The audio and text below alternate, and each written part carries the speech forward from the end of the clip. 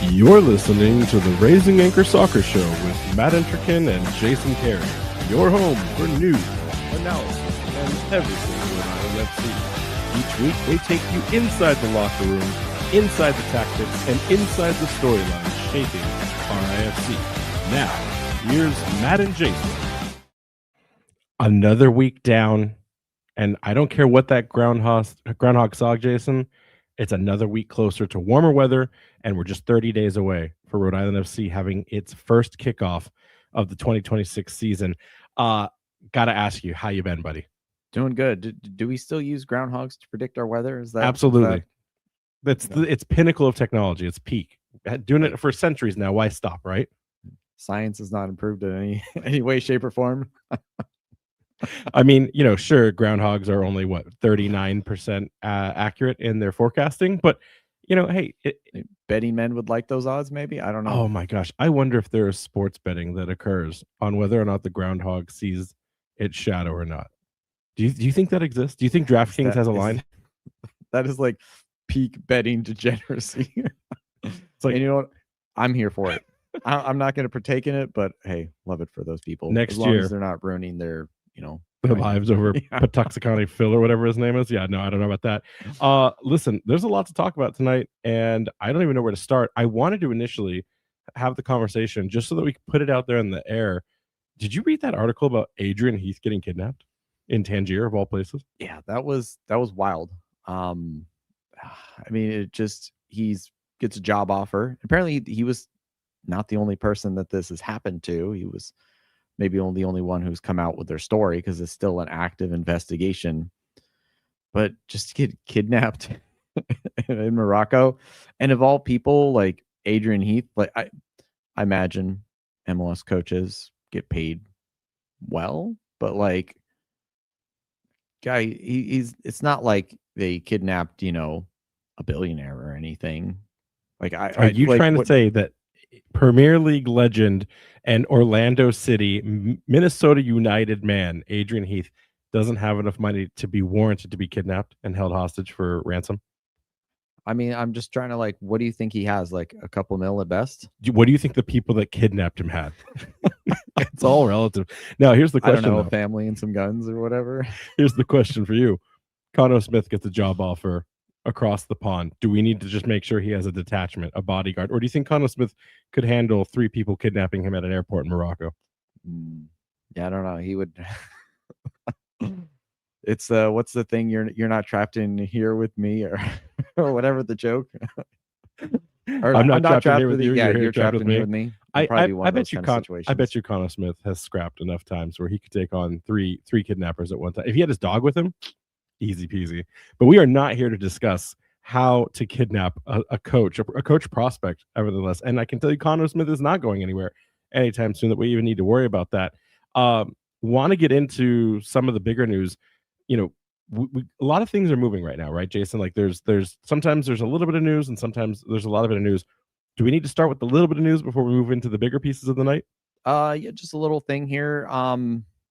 RFC released parking prices. Oh gosh, don't talk about parking prices. And I don't know, some people, there were some reactions online, as people do. I mean, what were your thoughts on it? I don't disagree, by the way, for the people that immediately jumped all over the club about saying, oh my gosh, $29 for parking per game, right? So this is the individual parking passes where you can prioritize getting the D, the T, or the L lots before you go to M, or if you want the highly coveted tailgating lot with the M side of parking. People were not necessarily thrilled that parking has gone to $29 a game. Do you think this is pricing potential new fans out?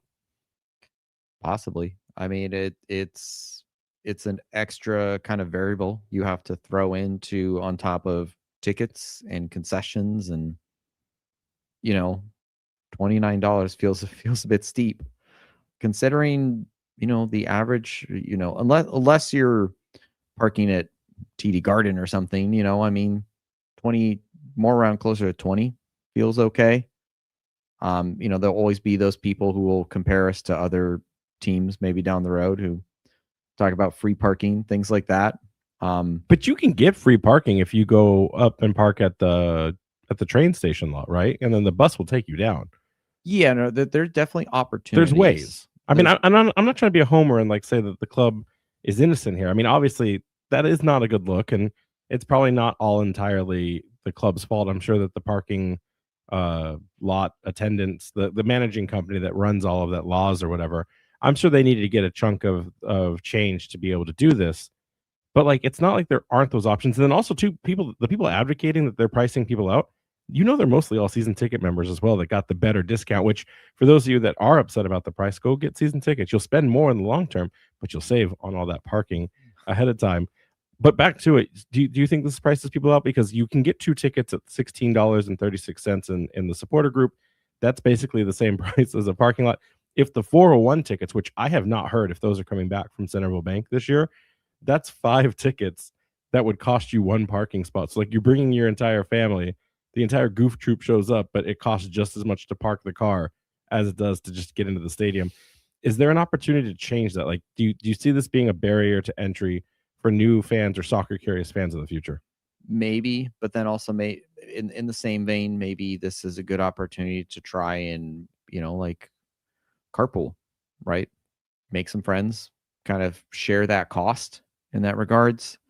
And then from there, I guess we'll kind of see if this is, if the club does feel that it is a prohibitive like barrier for some people will tell them. Yeah. And I think that and if it really is, I imagine they'll vote with their wallets, and maybe they'll see a slight drop in attendance, and then they'll have to address it from there. Yeah. And I mean, the fan surveys come out after every game. So if you do get one of those and you're not happy with it, express your opinions, express your concerns, create suggestions. I always say it's one thing to complain, but if you have an alternate idea, that's always what's going to benefit you and other patrons that come to Centerville Bank Stadium. I'm curious, we haven't really talked about parking a lot this year. The fiasco that was last year, that the plan was released too late and nobody knew where were we going to tailgate. They also kind of haven't really released that. And like, while I don't imagine things are necessarily changing because we still have the Apex site, it also has been, there's been those bids out there to change what Apex could be. We also know where the T2 and the T3 lots are right next to the stadium. That's eventually going to be additional development. When do these things happen? And should we anticipate we're going to have even less parking in the 2027 season? Like, they'd want to get it ahead, done before USL Premier, I would imagine, so that it doesn't look, all wonky on how we're trying to get in and out of the stadium. But from what we've been told, there will still be tailgating and the Defiance lot will still remain unchanged. That could still change. That's not 100% like locked in, but we haven't heard anything that would move. But like, what does that mean for the larger picture? Because eventually fans are going to have to find even new ways to be creative to get to the stadium. I imagine this is one of those cases that things will remain the same until they communicate otherwise. There's still a lot of moving pieces when it comes to the development. There's a lot of the stuff that's going to happen around the river itself. There's some extra buildings and whatnot. There's at some point supposed to be a pedestrian bridge that's going to get built. Not that they're in charge of that. That's supposed to be, from the state or whatever, but there's still a lot of moving pieces. I think they probably just don't have the answers to communicate anything effectively at this point. So I think things are just going to stay the same until they let us know. Until they don't. Until they don't, yeah. Those homeowners that live right down the street off of Taft, they're going to be raking in the dough when those parking lots get more and more tight, more exclusive. Because right now, like, we drive by so early, I don't know if anyone uses those parking lots. Like, I am not quite sure. They don't charge typically more than what the stadium would charge. In fact, now that I think about it, I think we saw $20 offerings on those house parkings. That could be cheaper and get you there closer than the premium spot. So you're hearing it here. You may want to, on the first game, investigate on what that could look like. Maybe you can get a contract going with the homeowners and say, hey, like, save us a spot for every single game. We'll pay you in advance and we'll be all taken care of. Look at that, stimulating the economy in the city of Pawtucket. We'll see what happens. But again, lots of stuff going on this week, both with the pricing points of the parking, and then they kind of got raked over the coals for the pricing of that lunch event where they did the same thing last year. It's again, nothing new, but like, people are like $85 to go to a lunchathon to meet coach. I'll just wait for the autograph alley. Doesn't that include a ticket to a match though too? It does include it, but see, here's the thing. What audience are you targeting, right? Because if you're trying to get new fans, then that's great, but that's a really high entry to the show, so to speak. If you're a season ticket member, you normally will find ways to have access to the players, to the coaches, to the technical staff, to the movers and shakers of Rhode Island FC at some point in the season, multiple times, really, if you think about it, just on how accessible and available the players are and the coaches are. So, like, what are you really getting out of that price point? And then you don't really need the ticket because you are already a season ticket member. So, lots of different things there. Again, it's not wrong. And we wrote on the tweet, it's not for everybody. It's cool to see them do it. They got to continue to build those relationships within the community. And if you're curious, go have fun. But also, because there's so little news going on, people are just like locking in on really small things and tearing them apart because they have nothing else to do. Like, people are desperate. They're too excited. They don't know what to do with their hands, so they just rage them online. I mean, we're going to talk about it later about the preseason results and how people have, been privately and publicly like going, we demand answers from you, Matt, because you know things and you must share your secrets. But you don't have the answers? I sometimes have answers, Jason. Sometimes I have suspicions and speculation like everybody else. And sometimes I try to blend the two together into a beautiful cacophony that is Raising Anchor Soccer Show.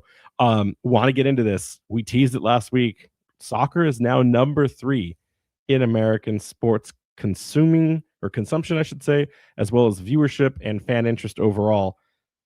What are we thinking about this? It's edging out baseball now at 10% of the total market capture. Instagram has also further confirmed that. So originally it was just the Economist data. Instagram is showing that in some of their data that they're tracking and whatnot.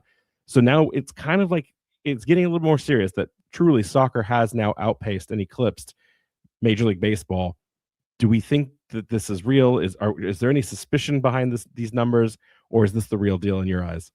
I imagine it's the real deal. In terms of viewership, baseball has a lot of loyal fans, but let's be honest, like watching on TV, especially when there's 162 games, can be kind of a little boring. I enjoy going to games myself, but I'm not going to sit down and watch a game.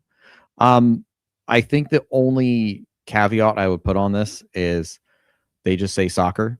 And I think there's still a big opportunity for the viewership to be directed to American soccer. I bet if we broke this down, a lot of this is people watching the Premier League, people watching Liga MX, or, whatever kind of viewership that they maybe or have affinity towards their country of origin.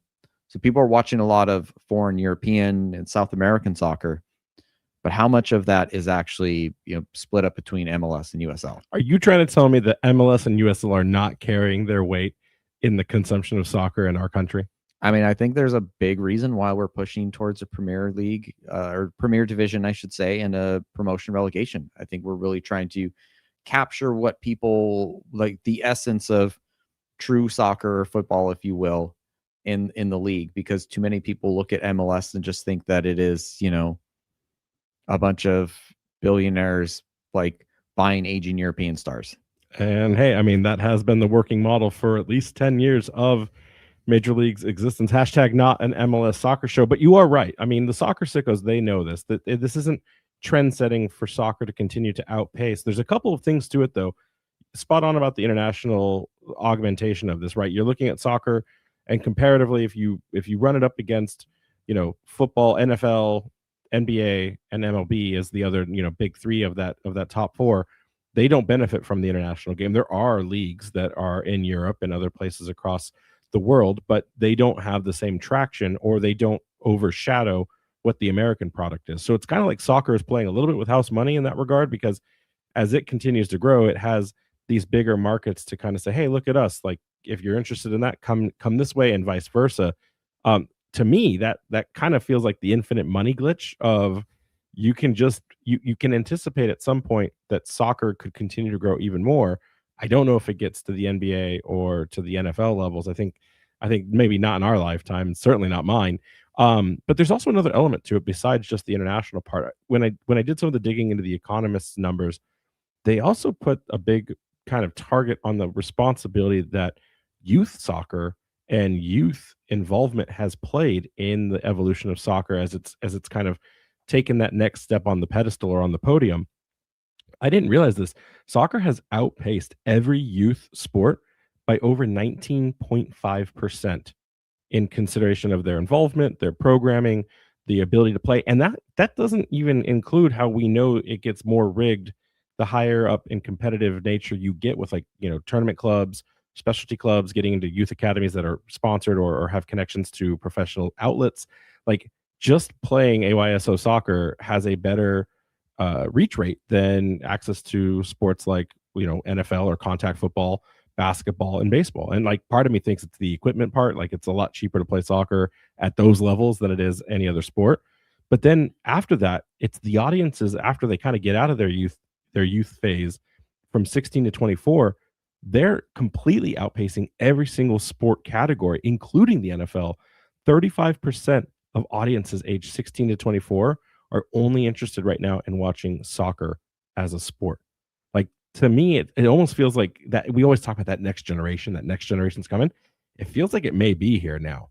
And as baseball tries to hold on to it, I mean, they call it, America's pastime. Like, it's really interesting to see.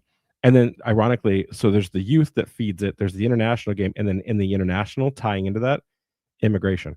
We are not talking about immigration on this show. Those of you that know us know where we stand. But interestingly enough, as we have immigrants come into this community and into this country, they bring their love of the sport with them, like you kind of said a second ago. So, I anticipate seeing, especially in the World Cup cycle, where we always have that debate of like, okay, you're an American, but your dad's third generation Italian, your mom's second generation Portuguese, or you've got family connections or roots to Guatemala. Which team do you root for? Like, that's the ethos of like why fans become attracted to the sport of soccer, whether it is the MLS consumption or one of those international leagues. So it's exciting to see, but like, I kind of got to ask, like, do we think NBA is at risk at some point? I mean, the market share is like 35. I think it was 35% NFL, 17 to 19% NBA, and then now 10% of soccer, with baseball at 9%. Like, what is that reach rate between when we see, Lionel Messi leave the sport? Do we see a deduction or a degradation? And then when do we see us pass NBA, or if ever? I think we're still a ways away from that. I think the growth potential is there. I'll be really curious to see how things go over the next 4 or 5 years post World Cup, right? And then as we get into this Premier Division, promotion, relegation, what kind of interest does this bring? Does that in any way, shape, or form change any of what MLS is doing? They're switching to the European calendar, which will benefit them for selling players to European clubs. But does that do anything for them in terms of viewership? That I don't know. It remains to be seen. So 2 big changes coming up to the 2 big leagues here in the US. So I think it's going to be at least an exciting time to kind of see how that pans out and if these kind of bets pay off for them. We'll have to see. But when we return, we've got preseason updates and results to share as the team continues to prepare down at the IMG Academy in Florida, all here on the Raising Anchor Soccer Show. Thank you for listening to tonight's broadcast, powered by SproutCoworking.com. For all your business needs, large or small, visit SproutCoworking.com. Powering 990 WBOB, that's SproutCoworking.com. Now, let's get back to the Raising Anchor Soccer Show on 990 WBOB with Matt Entrikin and Jason Carey. I'm going to enjoy when that read is built into the promo video and I don't have to just say it here in front of us live. That's going to be an exciting time. But let's get into this preseason. A lot of people asking questions. Some people kind of already know some of these answers because everyone wants to know what was the outcome of that Sporting Jacks result last weekend. So let's talk about it and, let's get through it. I want to also address some gatekeeping. We were called out, I think more specifically me, that we have a responsibility as media to the fans to share everything and anything, I should say. But that's not always how it works, right? What am I gatekeeping? Well, you're gatekeeping the fact that I'm gatekeeping and you're not letting me tell people I'm the gatekeeping, truth. you're gatekeeping. Gatekeepception, as they say. Listen, I'm just going to set the record because I think it's important for the fans to understand that we do know usually a lot of things. I would say we are probably the most well-informed individuals within the soccer community, but that comes with a responsibility. I would say 90% of the time we know things that we either are allowed to disseminate or things that we can't ever share. And then sometimes I've told stories many months, many years later about things that have happened within this club's organization where it's an appropriate time. It's not it's not groundbreaking. It's not those moments. And like, I just want to make sure people understand, especially our fans, that we always have to toe a fine line when it comes to what we are allowed to share. As you and I have built friendships, relationships, and professional connections in this hobby of ours, let's call it that, there comes a responsibility that when people say things, especially when they start with the conversation with off the record, it truly means off the record. And I cannot tell you how many times people have come up to me and they go, "Hey, I really want to tell you something, but I'm like really afraid you're going to like say something." And I always look at them and go, one, our record is spotless. We've never shared anything we're not allowed to share.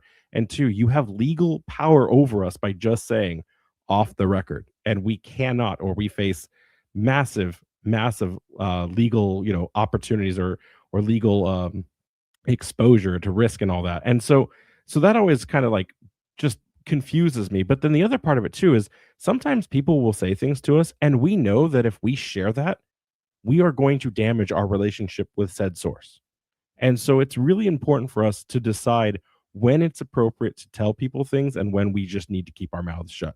And I promise you all, we do the best we can to always tell people everything we can. But there was a big surprise this week when we went from the Revs 2 game, which we didn't even break the news. We found out through our friends and counterparts at the Blazing Musket and Josh and I what the results were. We got a little bit extra information, which we were able to talk about on last week's show.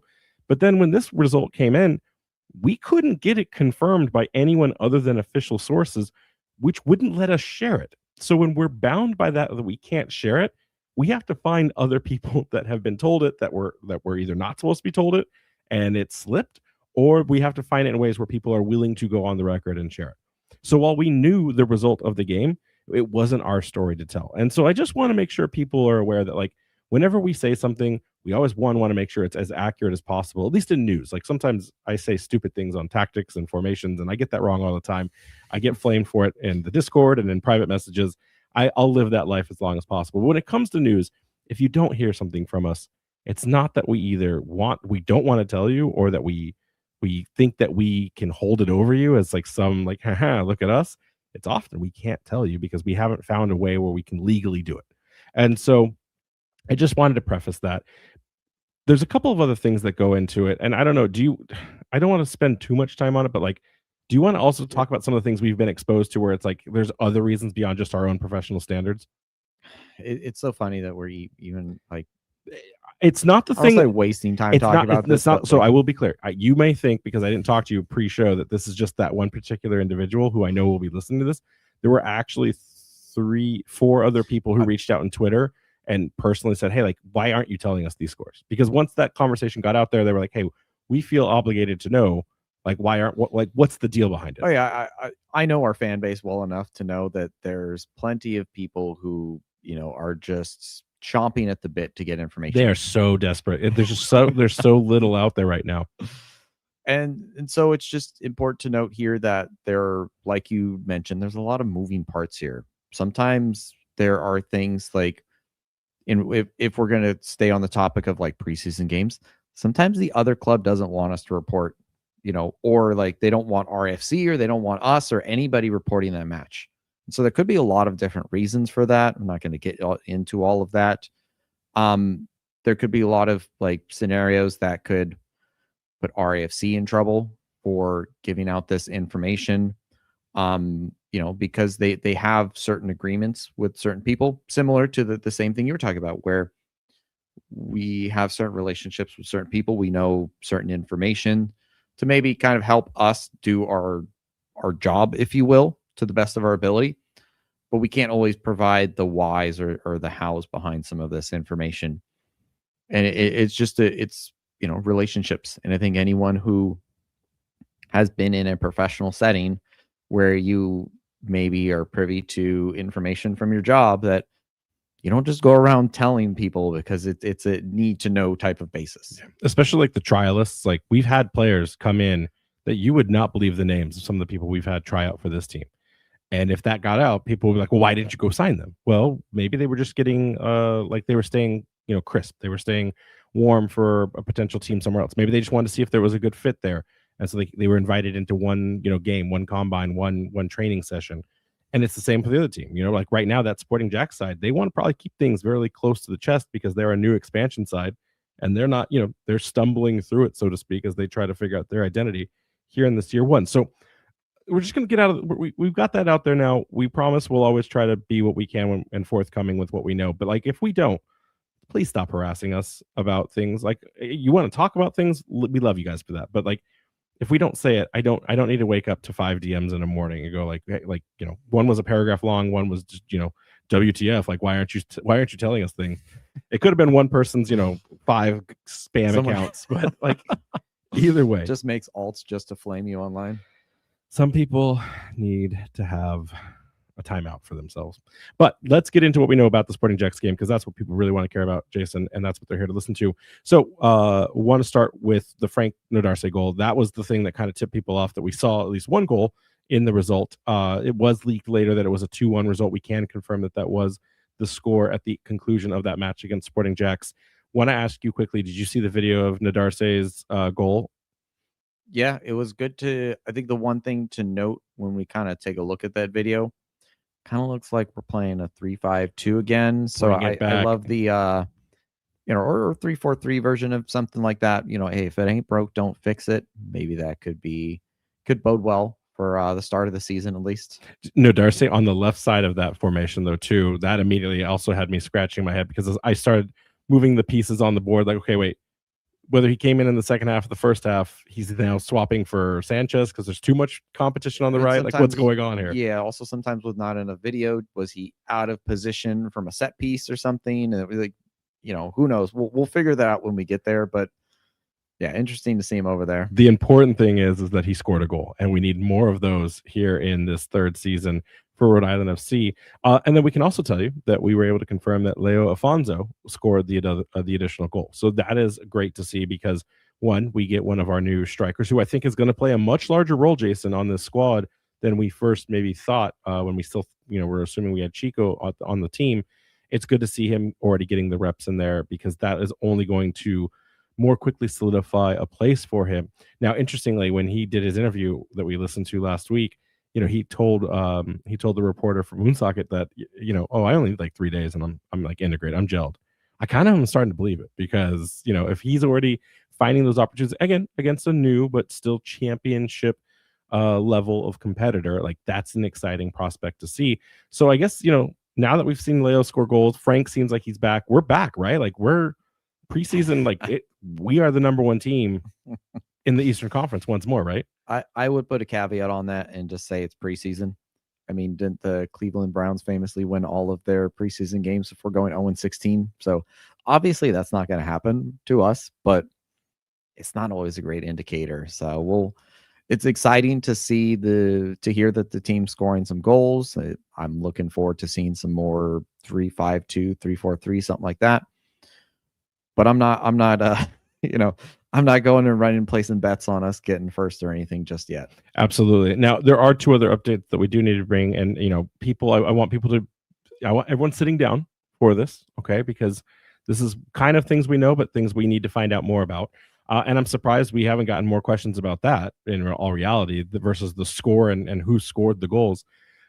Noticeably absent. And we kind of hinted at this and alluded during the Revolution 2 game that Koke was MIA for that Revs 2 match. Now, at the time, no one would confirm if it was an injury, if it was a sickness or illness, or like if he just had a dentist appointment that day, or the baby was sick and he couldn't make it to the game, right? We still have not heard word on Koke down at training. We have not heard anything about him from him, or we haven't seen him in any of the promotional stuff that's being taken, both like the pictures that end up posted, but then also like the player videos, like Zach's birthday. Koke is notoriously absent right now, and so that starts having me think, like, where is the captain? We've seen him be injured for stints at a time in both last season and the year before. It makes me a little concerned, and so while we don't yet have a confirmation on his status, and I'm hoping we'll find that out very quickly, especially at the next media day practice when they come back from Florida, I guess I'll ask you, and it almost might not matter because he may be just on the mend and like just have the sniffles, or it could be something more serious. But if it is more serious, Jason, how much of your hopes and dreams of having a strong start to the season get crushed with Koke being out at the beginning of the season? Not necessarily a good way to start the season. Is this Jackson Lee cursing us as he left? I guess the only thing, if I want to try and find a silver lining, is that if we say like Koke has to have one injury a year, are we getting it out of the way like right away? And then maybe he just misses a few weeks and boom, he's right back in. You know, I don't think I hate that. But if there is an injury to it, and again, there's a big preface on if here, guys, lots of big role responsibility for Jacob Castro to quickly step up, because again, he's new to a squad that's been pretty much in place for a very long time. So big shoes to fill if he has to immediately step in and be the surrogate Jackson Lee to this team. So we'll find out more. We will track that as that story develops. But then the other one that no one has seemed to catch on to yet, Pitti. Agustin Rodriguez has not yet been seen at any of the pictures or any of the things going on camp. Now, I know he was not available for media day. He was not there for the medical check-in up until when the team left to IMG. At that time, when I asked, like, oh, where is he? I wanted to see some pictures and get some documentation on him as far as like what his story could be. We wanted to do an interview. One, he doesn't speak English very well or at all, to my knowledge, and so that wasn't going to work. Jason, I'm going to need you to step up big time with your Duolingo skills over there.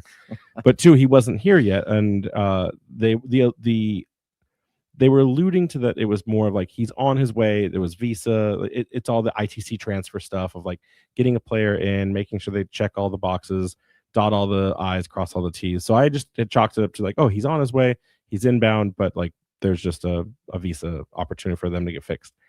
I have not yet seen him, and you would think they've already posted pictures on every single one. They always get the new guys. So you've seen Leo, you've seen Jacob, and you've seen Scardina. Have not yet seen a single picture of Pitti somewhere in that. That doesn't mean he's not there or that he hasn't already shown up, but it's interesting that our other major signing of the season has not yet been seen inside the Rhode Island FC training camp. So that has me questioning things as well, but we'll have to see where that goes. We got 30 days, so there's still time. Hopefully they can get that paperwork squared away so he can get a little bit of preseason time. You know, in past seasons, we saw instances where, like, you know, we signed Chico so late that he didn't have an opportunity to really, you know, train with the squad, or even instances where like players were basically like injured right off the bat, like Ugo last year, where we didn't see him till like halfway through the year. So you would hope that he can get in there and kind of at least have a week or two with the team before we actually just kind of hit the ground running. Yeah. So RFC front office, if you could just put a picture out of the status of Pitti, wherever he is, whether it's on an airplane, like maybe he's doing the James Rodriguez, he's sitting on a private jet somewhere, pondering his next, you know, where he's going to land in America, or just show pictures of him practicing so we can put that to bed, but have not yet seen or heard of his participation. So want to see that happen as quickly as possible. Yeah. But we're going to take a quick break here. When we return, you've got questions. We have some answers. The mailbag is up here next on the Raising Anchor Soccer Show. Fans, as the weather becomes more and more unpredictable, be sure to check out 990 WBOB's weather page for all your temperature, storm, and travel info. Stay prepared for whatever Mother Nature has in store with the 990 WBOB weather page. Now, let's get back to the Raising Anchor Soccer Show on 990 WBOB with Matt Entrikin and Jason Carey. I'm so excited for the intro and the ads for next week. We have a big surprise, a really great special interview. A special guest will be on the show next week, and really excited for that. We did the recording yesterday, so that's going to be a lot of fun. But I will not spoil that until it shows up. And in the meantime, we've got lots of premiere talk from last week with USL's big announcement. I don't think it's a big surprise that the majority of the questions that have been coming in to the mailbag, and thank you for everyone, by the way, who was still writing in questions in the off season. I especially appreciate, I think his name was Philip, where he just wrote, "How dare you?" I assume it wasn't doing a show and it was more taking time off. But we scraped, because of the time that we have in the shortened format, we have to kind of scrape, I don't want to say the best of the questions, but the ones at least that we can answer with some flair. And so we'll experiment depending on the variety and the length of questions. If we still continue to get a lot moving forward, we may do like a YouTube after hours or after dark, where for the podcast viewers, like we'll just continue on. But then if you're listening on if you're not listening live, I should say, then you'll have to go back to YouTube and get like the extended one if you want to hear your questions or just, you know, see us talk more. Cut, the Zack Snyder Cup. Yeah, the Zack. We just needed the Zack Snyder Cup. But let's get into this nevertheless. Rachel M writes in this first question, Jason, if the USL Premier starts with only 12 to 14 teams, does that mean the national table format can't really crown a fair winner of the Supporter Shield? Doesn't that mean we'll have to still be playing in an unbalanced schedule? So what if we have, let's say, 14 teams, just the higher, then you'd have 26 games, if I'm not mistaken. I mean, you could fill the void with just like, oops, all Prinks Cup games. Like there's definitely some options there. And like almost an intra-league cup for just the Premier. Yeah, it'll be interesting to see what they do with that. But I don't think they would do another cup for the Phil. I think they would just not just do another cup, just have more cup games. I don't think they do that, because then if the cup's supposed to be the bridge between USL 1, USL Championship, and Premier, I think they're just going to expand the games, and they're going to have. I think Rachel's onto something. I think they're going to have to abandon, at least at the beginning, until they get to a 20-team league. They're going to have to abandon the idea that the top-notch wins outright. I mean, we already know American playoffs. You're going to have playoffs for a Premier Cup, but I think you're just going to play in games where it's like 12 teams. Let's say 12 teams. By the way, I don't even have faith that we'll have 14 on the first year of USL Premier. Then that would be 22 games, and so then you would be seeing, actually, in reality, there's 34 in season now, right? With the addition of Prinks Cup. So you've got to get to an additional 11-ish games. That's almost 6 away, 6 home. A couple teams get unlucky, a couple teams get lucky. I think they're just going to be playing every opponent in the Premier 3 times, and it'll be an alternate for that third game. I don't see how they do it any less. And then it gets even wonkier as they sprinkle more teams in through the expansion. Yeah, I mean, I think that's kind of the unfortunate reality of the immediate expansion, but we just got to look at the long-term goal. Also, Prinks Cup just doesn't flow the same way Jägermeister Cup does. No, we need like a Modelo. We need another alcohol sponsoring that cup. I don't even think we can get Prinks tires in New England. I don't think they're rated for the harsher weather, because that's I think it's like a Chinese company that mostly sells them to like Florida and the Midwest. I've never seen a Prinks tire. If you've seen a Prinks tire, let me know. Listeners, send me photos of your Prinks tires. I can't eat or drink a Prinks tire, so I'm not sure what I'm supposed to do. I bet you we can make that happen, buddy. I bet you we can make that happen. Rich here, Rich W, NCFC fan coming in peace. You mentioned how you didn't see a path forward for NCFC to return to be one of the expansion teams. Those for those who don't know the acronym, maybe new, that's North Carolina Football Club. Can you share what would be the case when other teams are returning from the dead, like OKC Energy and maybe the new Reno team? Rich, your hopium is strong, and I respect you for that. And I also respect that you're listening to the show. Thank you. I hope we didn't if we inherited you when we beat you, I'm all for it. Welcome to the family. If you're just listening because you need USL content in the absence of the season, that more power to you again. I hear what he's saying, right? He's basically saying, hey, we're putting it on the shelf. We're going to bring it back when D1 happens. Why is this any different from Oklahoma City Energy, which, again, maybe even our fans, because OKC wasn't even around when we started. They were a team that had been a part of the USL Championship before we entered into the league. They went on hiatus. Their hiatus is a little different, though, because if I remember correctly, they had stadium configuration issues. So it wasn't a lack of appetite to fund the team or fan attendance or product. I think the field was actually not meeting the qualifications of what the USL needed from a standardization when they went to D2, professional sanctioned. If I remember, there was something about the dimensions of the stadium, which is why they've spent all this time trying to get the state and the city behind funding their new stadium, which they now have all of that approved and greenlit. And so that's why they'll be coming back here, I think, in 2027 at this point now. So that's a little different, right? They didn't have the ambition of we're going to move to D1 by waiting it out. They just needed to get back into the league. And then by the unfortunate circumstance of time, that's why they're now here in this opportunity. So I think that's a little different. And then there's no guarantee that OKC will go into Premier. It's just a potential opportunity. Reno's another one. Again, Reno folded, I think back in 2020 I don't think they made it through COVID. I think they were one of the teams, but they have not been in existence for a while. And it's the same thing. Like they had stadium issues, leasing problems. They now have a site downtown in Reno, whereas before I think they were on like the outskirts. Different group of investors, maybe some of the continued ones, but different project plan. Again, they just want to keep soccer in that city.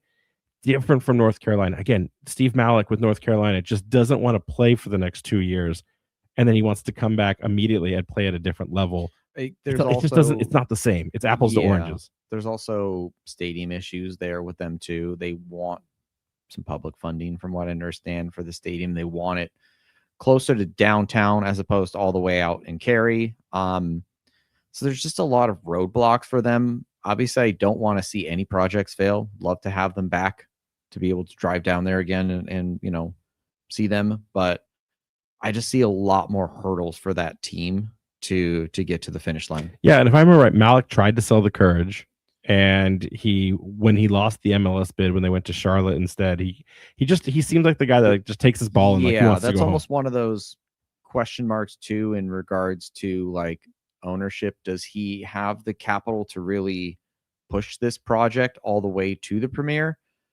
That I don't think so. Yeah, we'll have to find out. But that's a good question. Rich, I think it was Rich, right? Yeah, Rich. Yeah. So we'll stay, you know, close to it, but I still don't think North Carolina's coming back. I don't mean to hurt your heart there, guy, but I just don't see it. Pedro R writes in, people always talk about MLS buying or merging USL. But do you ever see a chance of USL and the Canadian Premier League merging?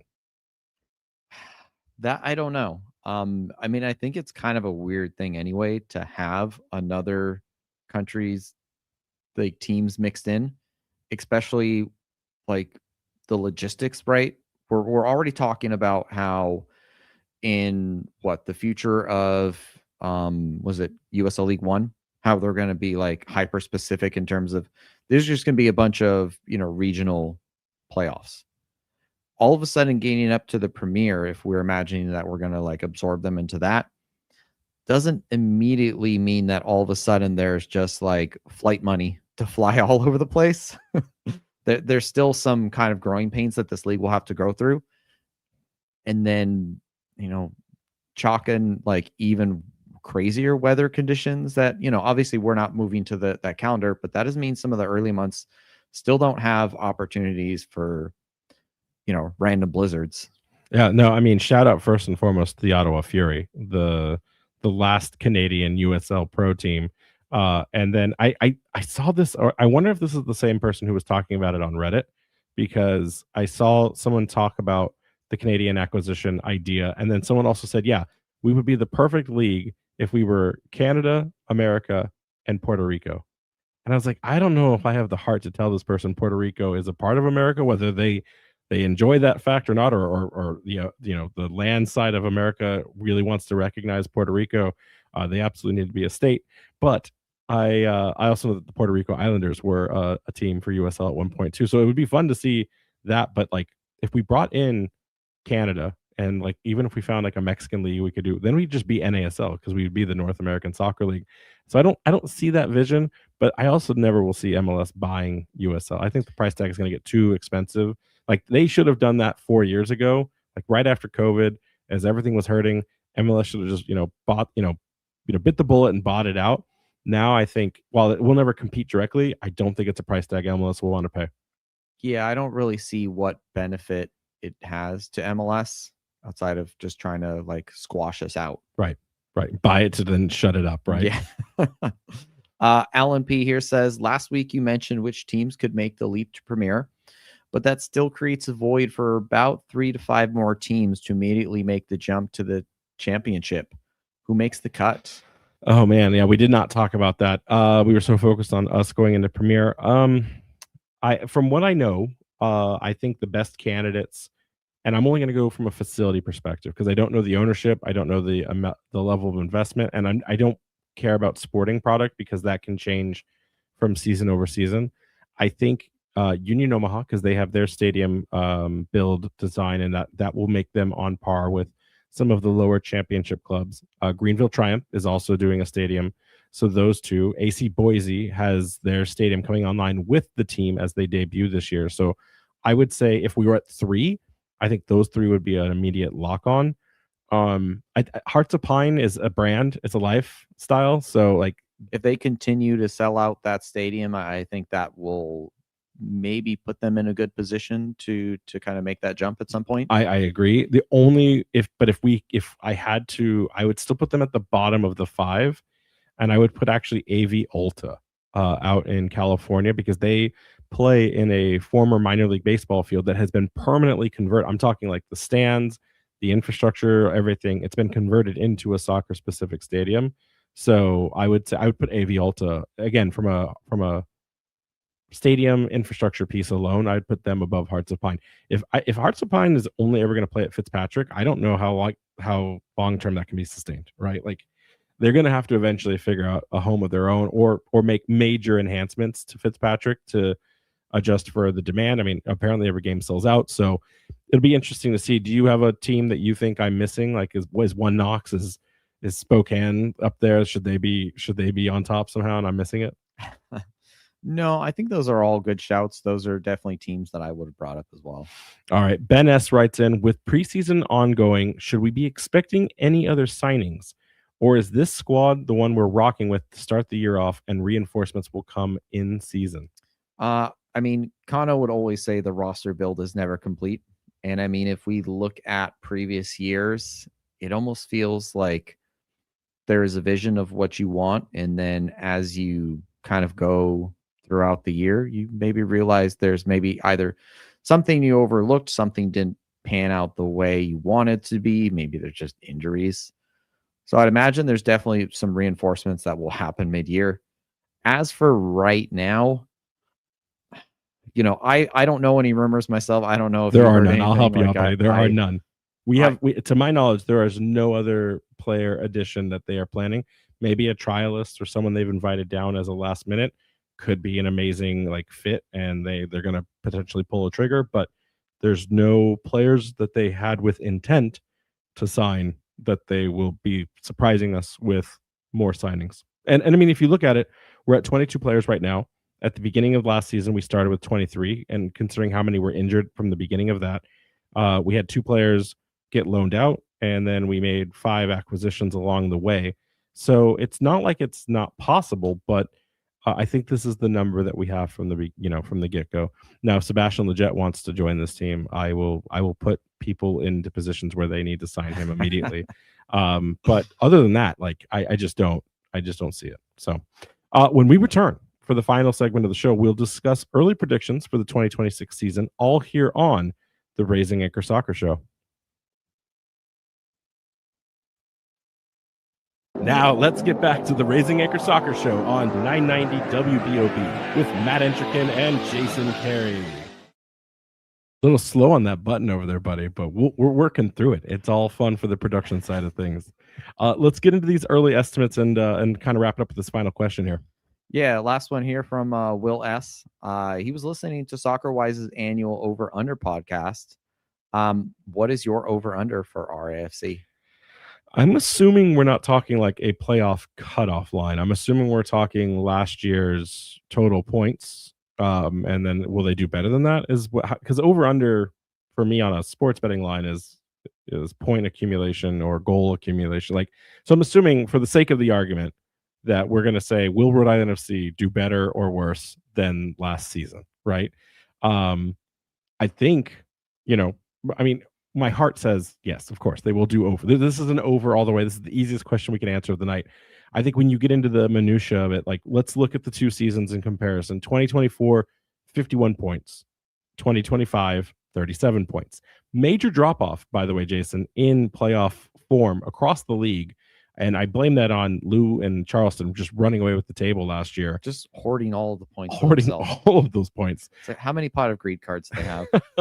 So, but when I did look at like the last 4 years average, and 40 is about the right line to be in playoff contention. That may change with the expansion of a couple more teams and the quality, but like assuming 40 is it, we really shouldn't have gotten into the playoffs with 37 points historically when you look at the data.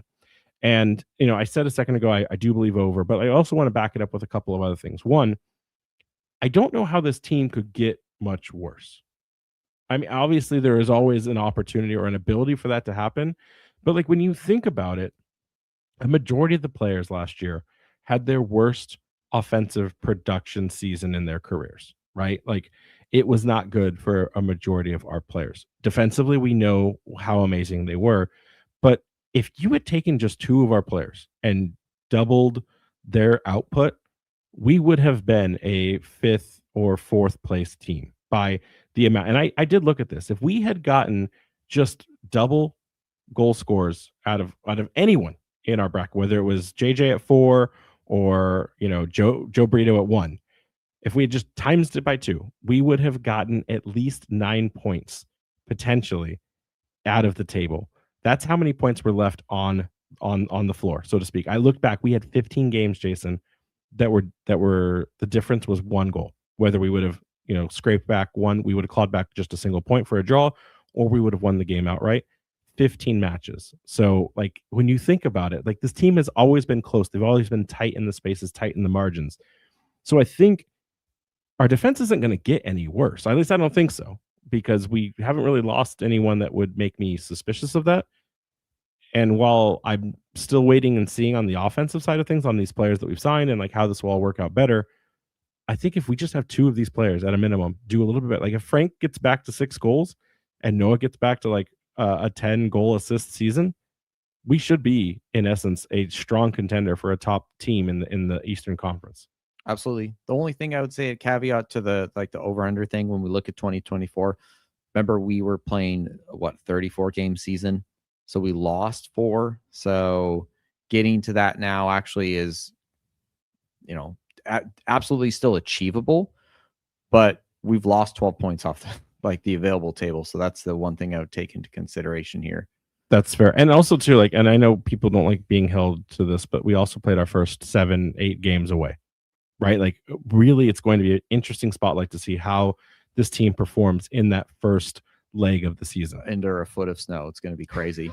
I mean, yeah, we agreed. I think that, year 4, maybe we'd stop making some guesses on outcomes since we never really got that right. But I didn't even look back at the competition. Like I just like we are not right, because you don't want to predict a loss. Yeah. So it's like, what's the point of this? So yeah, I agree. Yeah, but so at this point, like, what are our realistic expectations for RIFC this season? Like, where do we think this kind of team lines up at the end of the year? Where do you want to start? I mean, obviously, Open Cup, historic competition. We have CD Filens in our view here. I think most people think that we'd be able to get through them, but then from there we have other rounds. So we again, like, let's think we have Filens, and then we have either the winner of Vermont Green and Hearts of Pine, or potentially the winner of Motown and Hartford. So I think it depends on who the winner of that second round is that we face. Most likely we will have to play away. I think it comes, like, if it's Hartford, I don't think Hartford is the same animal they were last year, right? Like I think that will all change, but then we always know that team will show up in a big way. Hearts of Pine have like a just something on their back right now when it comes to Rhode Island FC. Like they want a crack at us again. They are not happy that they didn't get any points from us in the first 2 professional outings that we had against each other. They could be a very difficult team.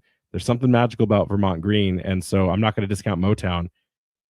I think we get through the first 2 rounds and then run into the Revolution again, is what my feeling is. Do you think we get past the Revolution?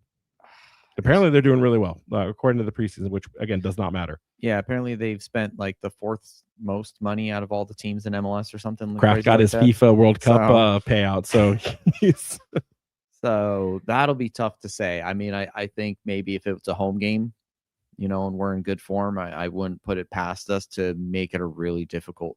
I want to go play at Gillette on grass. I want to play on that new grass they're laying down. It'll be the first and only time that we ever get that opportunity. But do you think we get out of the round of 32 in third stage? I think that's probably, unfortunately, where we may suffer. Okay. There. All right. Well, then I'll ask you. Prinks Cup. We've got Westchester home, Hearts of Pine away, Brooklyn FC home, Hartford away. Where are we looking in that one? I think we have a good opportunity here. Again, Brooklyn FC is kind of a wild card. I don't know what they're going to be. But I think there's a very good opportunity to take first or second again here in the group. Now remember though, you either win your group outright or you have to be in that wild card for points, and that's how Hartford advanced. They didn't just get it because they were second place. So I do think there's an opportunity for us to at least get wild card out of this. I think we can win the group outright, so I feel good. I think we can at least get back to a semifinal appearance. I don't see why we would not be able to replicate that. Yeah, no, I think that's a good shout. But I mean, honestly, why not go all the way? I make it to the final this year. I don't hate it. I don't hate it. It's always about the teams that we have to go through, because like Louisville did terrible in the Jägermeister last year, right? Like some teams just did not show up for that tournament. Yeah, and I mean, I don't watch them day in, day out, but I wonder if part of it was like they're like looking at their domination of the league, and they're like, do we need? Maybe they didn't want that distraction. They could have been playing the boys, right? Like yeah. I was not paying attention to what Louisville was up to at that time. Okay, fair enough. And then league play, John Morrissey and Backfield have us as 10th in the power rankings. I guess the question is this team, one, is it a playoff team, Jason? And two, where I'm not going to ask you for a number because I don't want a prediction later that you got wrong, but where do you think it makes sense to not positionally, but like, is this a home team playoff? Are we going to finally get that this year, or is this another year of us look on the outside looking in? This is absolutely a playoff team, where we've kept a lot of the same pieces again together. And even if we struggle offensively, I think that defense is going to get us far, whether or not, that it becomes painful to watch at times. But, I think there's a good opportunity if the offense can click for this to get a home playoff like berth for us. I'm not going to say like first or second, right? You still expect the Louisvilles and the Charlestons to kind of occupy those spaces, but fourth maybe or something. I don't know. I mean, I it's what I want in my heart. So I mean, that's what I'm gonna go for. I want a home playoff game. I do think there's probably only 4 teams right now to me that are lock-ins for playoffs. I think that is. Ironically, actually, there's 5. I would say it's Lou, Charleston, Pittsburgh, us, and Tampa Bay. I do feel that those 5 teams will be somewhere within the playoff contention. The questions for me are on the outside, right? Like, where will Birmingham Legion, where will Miami, where will Loudoun finish this year? Loudoun, in the playoffs. No Ryan Martin, so I don't know what that looks like. I know that others are very high on it. Sporting and Brooklyn now as expansion sides. Like, will they get that Rhode Island FC bump? We didn't see it for Lexington as they came in last season. It didn't work out for them. The magic was kind of just not there at the very end. I'm not confident that this team will be a home team, and I won't be confident until we get to about middle of the season. If we change our fortune again in that first half of the year and we don't play catch up, I think there's a real shot at it. But if we are trying to get into form at the second half of the season and the gap is too wide, like we saw in 2025, that they just could not catch up. You started to see everything click, but it was different from the season prior. I just don't know that they'll get all the way across the finish line. But I do have 100% expectations that this team will make playoffs. Where they land and who that opponent will be and where will it be played is anyone's guess. I had mentioned that our defense, was incredibly solid, which it was, but do you think we potentially see any sort of regression or maybe plateau improvements? I don't think a regression, because again, we lost Ame and Rio Hope Gunn, and while Ame had critical moments and Rio definitely came up in a clutch moment for us during that 25-day contract period, I don't think on the back line we've lost anything that isn't replaceable. And from a CDM perspective or a 6 pivot in the midline, we still have Ugo Bacharach, who I do believe will be the midfielder in that back line, quarterbacking everything. But then we also have Zach, who can play defensively. Clay is a box-to-box guy when he needs to be. So like I'm not worried on a defensive action unless the 3-5-2 is just going to expose us massively to counters if we play the 3-5-2 and not like a 3-4-3. Hamady Diop, we only had him for 6 games last season, giving him a full runway of a season. It looks like Frank may be interchangeable, which tells me it's Grant Stoneman paired next to Karifa. Yeah, like I don't think we will do anything. At minimum, it's plateau. But I think considering Stoneman was injured for extended periods, Frank was injured for extended periods, we didn't have Hugo at the beginning of the season. I think there's going to be an uptick, and I think that's what's going to help spark that early season point accumulation. Is we didn't have that same defense online at those first games. Remember how angry we were at all of the stupid goals we were letting in for like set pieces and just dumb mistakes? Like, think of a season where that's not happening, right? Unless Connor's changing his tactics wildly. Like, I think the defense is only going to get better. I don't have a reason to think that they're, other than the injury bug, I don't have a reason. How about you? Yeah, no, I think there's a very good opportunity that, at least the defense starts strong. But what about the offense? I mean, is it possible to get past the 56 goals we produced in 2024? I mean, what was it? It was 29 in 2025. Yeah. I have 56 goals. I mean, granted, remember one of those games. How did we score 56 goals in 2024? How did that even happen? I mean, 8 of those came from from one game. That's true. Frank Nodarce. Yeah. No. Okay. I am not convinced that this team has the offensive firepower to surpass 56 goals in 2024. But I do believe, and I said earlier, I think that they have enough goals I think they have enough players that if one or two just get into a little bit better form, I think we can get at least midway. So what is that? 30 to almost 60, like 42 goals. I think we can find another 12 goals out of this team for the season. So I'm going to say 42 goals is within striking distance of this. And again, they need to have 42 goals to be a home playoff contender. Who do you think would be the major kind of goal contributor from our? I want to say JJ. I mean, JJ, there's no reason to think JJ can't find the back of the net if he can be on the pitch, right? 50% of the playing time, he wasn't available last season. If we can fix that, we can find more goals from JJ. Leo, I think you said too, like we just assumed like Leo's got to be good for 4 to 6 goals. Maybe he can get double digits now that he's going to have a more prominent role. And I think if Fuson can get at least 6 under him, and maybe Frank gets like 3 or 4, like I think JJ is going to carry the torch as he should, but I think Leo is going to give him the competition that he needs to be successful in that endeavor. Last one here. Who replaces Joe Brito as the super sub? Super sub Joe Brito. That's a good question. Who do you got? I don't know. I know who's going to probably be relegated to a bench role, but I don't know if he's going to be happy with that. I see a future where AST is a stupendous bench player, like comes in 60th minute, whether it's on the high line or it's in the mid line, like just changing the game up. Do you have to score a goal to be considered a super sub? I mean, because that's the thing. When I look at AST as a super sub, if that would be his role, could he have goals in his locker? Sure, but is that what you would get out of him? If we're talking goals, I think the only player that could fit the profile of is Busy. And Busy started strong first game, first appearance, scores a goal, and then didn't really find his way. I think this has got to be his make or break year to show the team like what he's there to do. But if we're talking just goals, yeah, I think it's Busy. If we're talking like how he changes the game, I think it could be AST. All right. I mean, Zach may be the other super sub. I mean, I still don't know how that all fits in. With all the different competitions we're in, I mean, there's plenty of room for rotation there. Absolutely. All right.